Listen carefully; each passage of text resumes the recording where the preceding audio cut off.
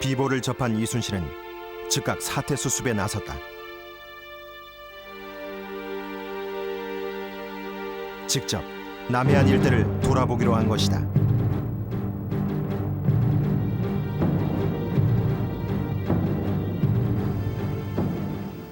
그 와중에 조선 조정은 이순신에게 다시 삼도 수군 통제사직을 맡겼다.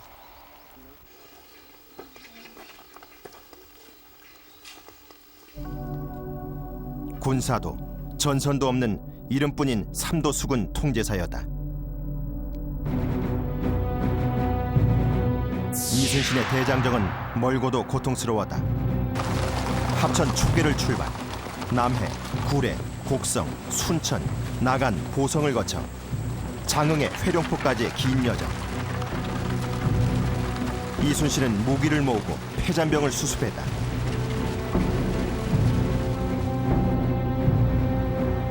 고작 12척의 전선. 이순신과 조선 수군의 최대의 위기가 닥쳐왔다. 이순신은 함대를 서쪽으로 이동시켰다.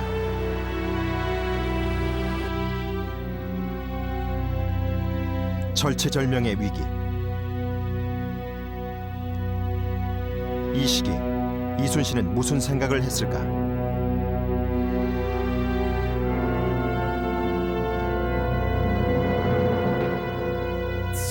어란진, 벽파진 등에서 연이은 적의 공세를 막아낸 이순신.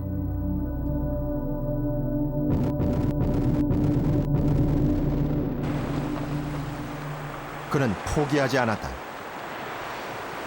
오늘 우리 조선 수군은 12척의 전선과 함께 다시 태어났다. 오늘 이후 패배는 조선 수군의 몫이 아니다. 패배자의 얼굴을 버리고 승리자의 얼굴로 다시 조선의 바다를 응시하라. 승리하고 또 승리하라. 그리하여 마침내 그대들의 손으로 이 나라 조선을 구하라.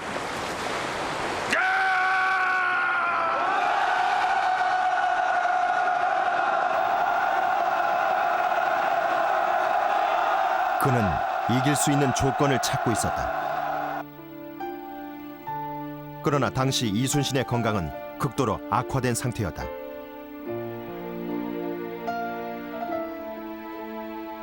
고문과 6년간 거듭된 전투의 후유증이었다. 심할 때는 움직이지조차 못하는 경우도 있었다.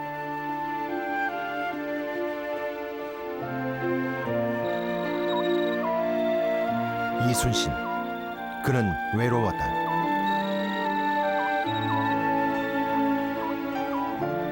조정에서는 이순신에게 수군 해체령까지 내렸다.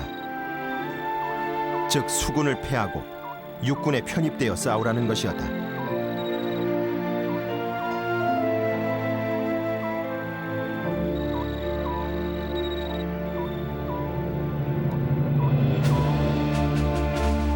그러나 이순신은 이 명령을 받아들이지 않았다. 단 12척의 전선으로 바다를 지키겠다는 의지를 다지고 있었다.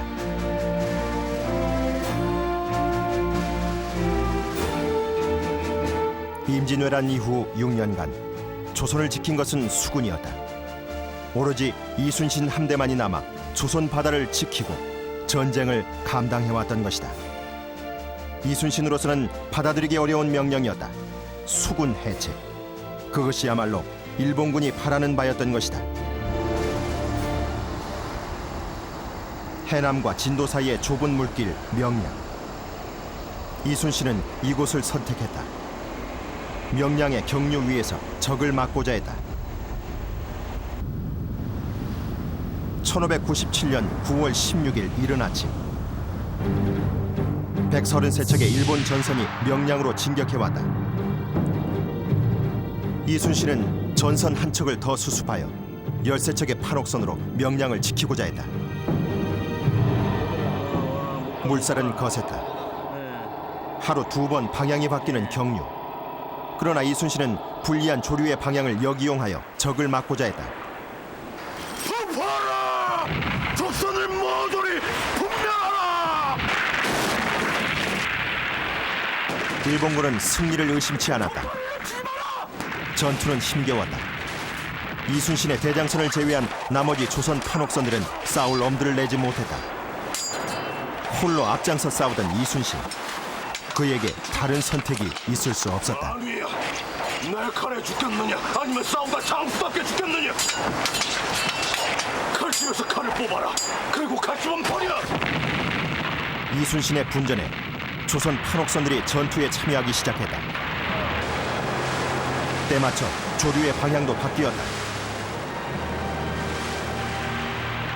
일본군은 30여 척의 전선을 잃고 후퇴했다. 조선 수군의 기적 같은 승리였다.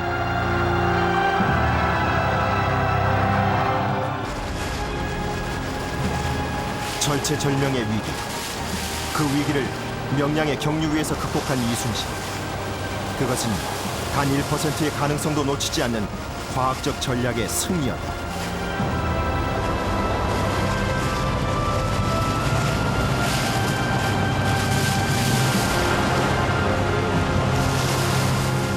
죽고자 하면 살 것이고 살고자 하면 죽을 것이다.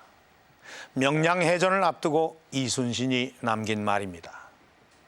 이처럼 이 절체절명의 위기 속에서도 끝까지 포기하지 않고 필사즉생, 필생즉사의 정신으로 앞장서서 승리를 일궈낸 것. 이것이 바로 이순신 리더십의 또 하나의 핵심이었습니다.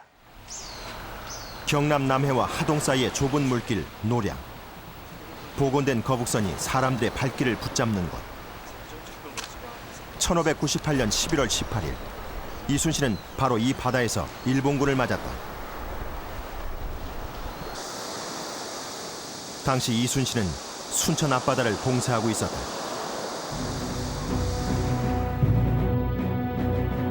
조선 수군의 포위대 순천 예교성에 고립된 고니시 유키나카를 구하기 위해 일본군이 몰려오자 이순신은 함대를 노량으로 집결시켰다. 일본 구원군은 약 500여 척. 각 지역에서 후퇴를 준비하던 전선들이 모두 모여들고 있었다.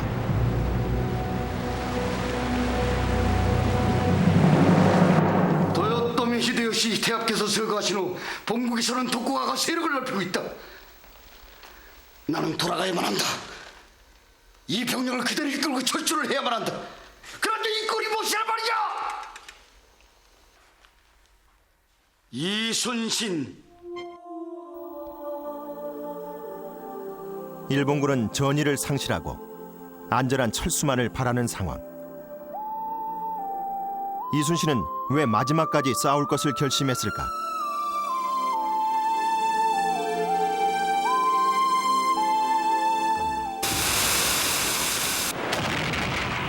전투는 한밤중에 시작되었다. 조선 수군은 필사적으로 싸웠다.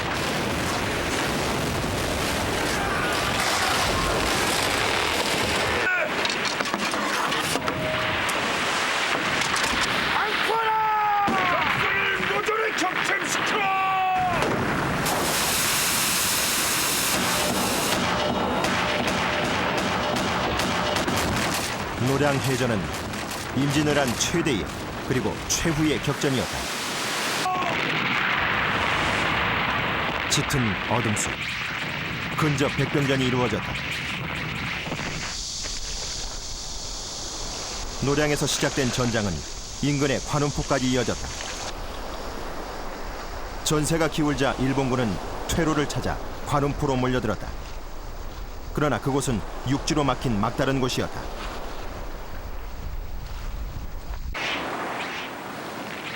아침 해가 뜰 무렵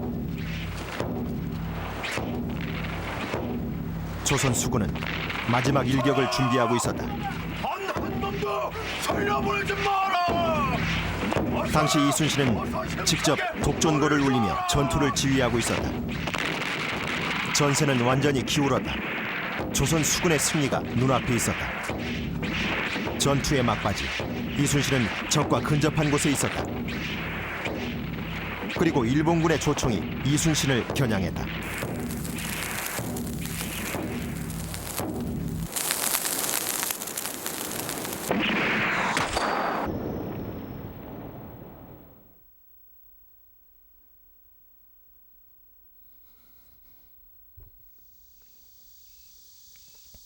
일악사, 이순신의 시신이 처음 무트로 오른 곳. 현파는 그의 죽음을 큰 별이 바다에 떨어졌다고 애석해하고 있다. 하지 않아도 될 싸움을 끝까지 포기하지 않았던 이순신. 이순신의 마지막 선택은 무엇이었을까? 그가 전투 당시 갑옷을 입지 않았다는 기록도 있다. 이 때문에 선조와의 갈등으로 스스로 죽음을 선택했다는 분석이 나오기도 했다.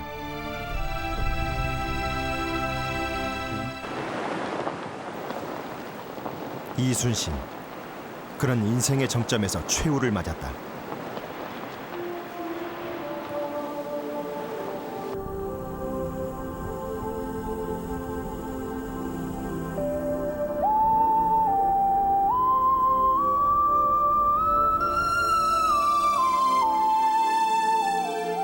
이순신의 최후와 함께 7년간의 임진왜란은 조선의 승리로 끝났다.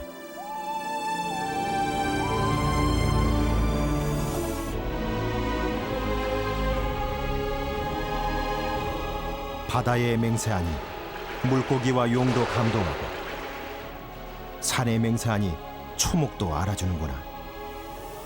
외적을 모두 멸할 수 있다면 비록 죽음일지라도 사양하지 않겠노라. 이순신, 그는 자신의 바람대로 전장에서 최후를 맞았다. 그리하여 역사에서 걸어나와 오늘과 미래를 사는 불멸의 이름을 얻었다. 세계 해전사에 유례가 없는 전승신화의 이순신. 그것은 신화가 아니라 역사입니다. 우연이 아니라 과학입니다. 이겨놓고 싸웠다고 할 정도로 철저한 정보 수집과 분석, 그리고 철저한 대비를 통해서 이길 수 있었던 것입니다. 오합지졸 조선 수군을 강한 군대로 만든 리더십과 엄격한 원칙주의, 그리고 인간을 이해하는 감수성으로 그는 마침내 전승신화를 일궈냈던 것입니다. 전 국민의 성원 속에 끝난 대하 드라마 불멸의 이순신. 비록 드라마는 끝났지만 인간 이순신, 그는 언제까지나 우리 마음속에 불멸의 이름으로 살아있을 것입니다.